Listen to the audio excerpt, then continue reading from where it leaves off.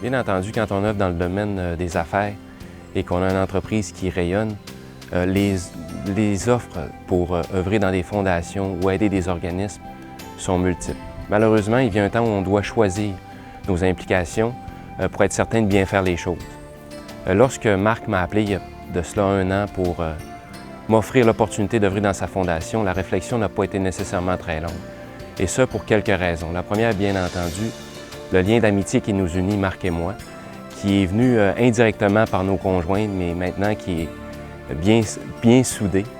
Ensuite, bien entendu, c'est de vouloir aider les gens, et particulièrement les jeunes.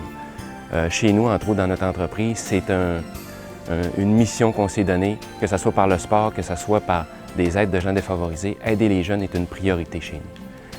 Bien entendu, quand on est arrivé au conseil d'administration, avec un conseil d'administration élargi pour une première fois cette année, les réunions se ressemblent pas mal toutes. Cependant, j'ai remarqué 2 choses importantes. La qualité des gens qui étaient alentour de la table, que Marc et Marie-Josée ont réunis, des gens d'affaires qui ont une expérience hors de tout doute indéniable, et aussi des gens qui ont œuvré dans le bénévolat pendant des années, soit pendant leur vie professionnelle ou soit à leur retraite. Donc des gens vraiment qui savent bien faire les choses et qui veulent aider les jeunes. Deuxième point, c'est que lorsque, dans le fond, on a fini avec les documents plus légaux, qu'on a fini avec les points plus de fondation ou d'organisation d'une entreprise ou d'une fondation, d'un organisme, on parle des vraies choses, c'est-à-dire aider les jeunes.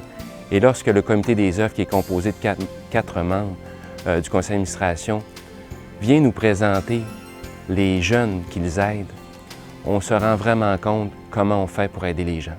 Et la Fondation, je dois vous l'avouer, durant la dernière année, ou durant les 9 dernières années, dans le fond, ont aidé des jeunes de façon touchante pour leur permettre justement de grandir malgré soit un milieu défavorisé, soit des handicaps.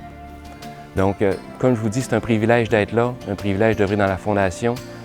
Cette année, j'ai eu la chance en plus de mener les destinées de la Fondation pour 2 ans.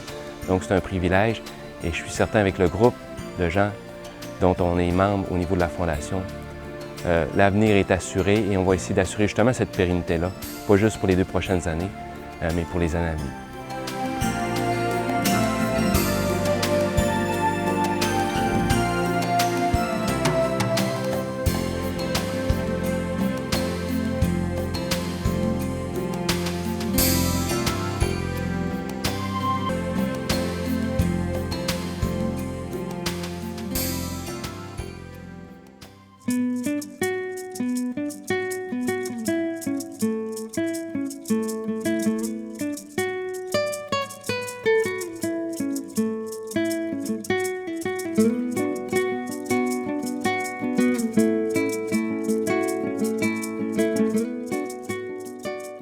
Le projet de la salle multisensorielle, c'est avant tout une salle de stimulation où tous les sens, sauf celui du goûter, sont sollicités.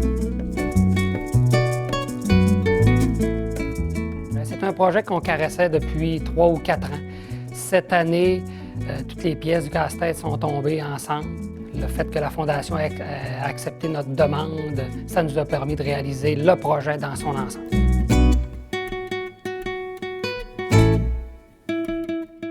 Écoutez, il suffit de voir leur visage quand on entre ici, surtout ceux qui n'ont pas de langage actuellement.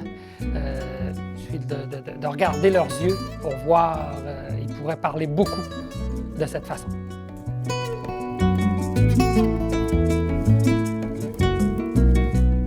J'ai déjà invité les gens de la Fondation et j'ai fait visiter Marc Denis personnellement dans la salle.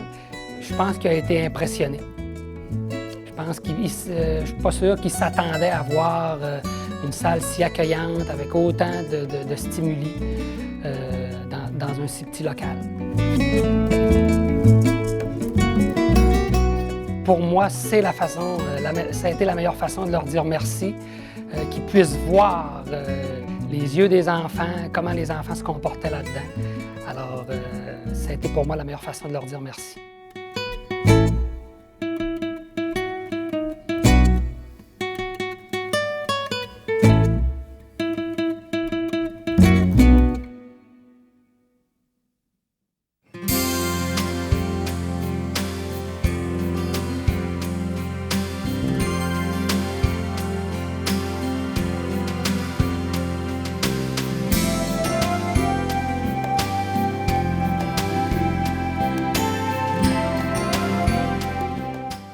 Avoir l'idée un jour de fonder une fondation, ce fut vraiment cette idée que Marie-Josée Gagnon et Marc Denis ont eue en tête.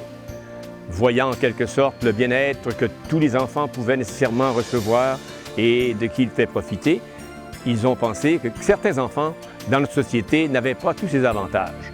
Ils ont mis à contribution leurs idées et ils ont fondé cette fondation, la Fondation Marc Denis pour les enfants défavorisés. Être défavorisé, c'est quelquefois sentir que nous ne sommes pas comme les autres et qu'il nous manque quelque chose, ou qu'un handicap nous empêche de nous dépasser et de rejoindre la ligne que les autres nécessairement partagent. Alors la Fondation Marc Denis est cette aide opportune qui, avec l'aide des professionnels, des médecins, des travailleurs sociaux et de la famille en général, vient combler cette difficulté et permet aux enfants de se réaliser. Alors nous sommes tous à souscrire à cette fondation parce que demain pour ces enfants, c'est un demain avec un soleil, un demain avec un avenir, le demain précisément du devenir.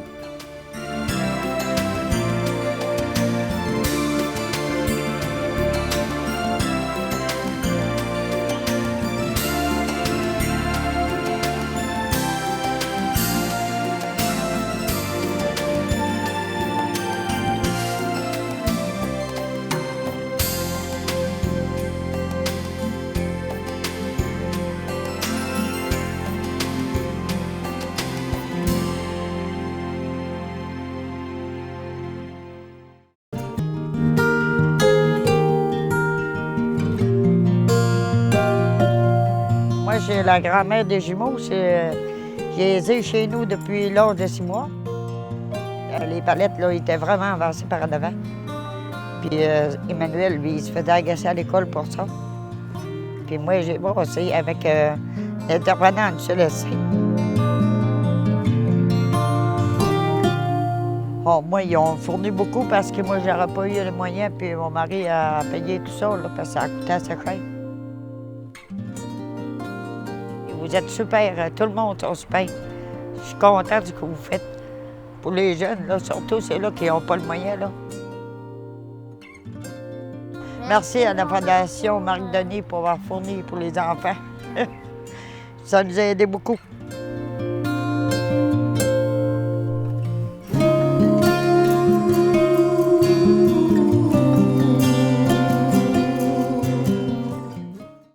Le succès de notre œuvre passe par vous. Au nom des enfants que nous avons aidés depuis près de 9 ans, la Fondation pour enfants Marc Denis vous dit merci.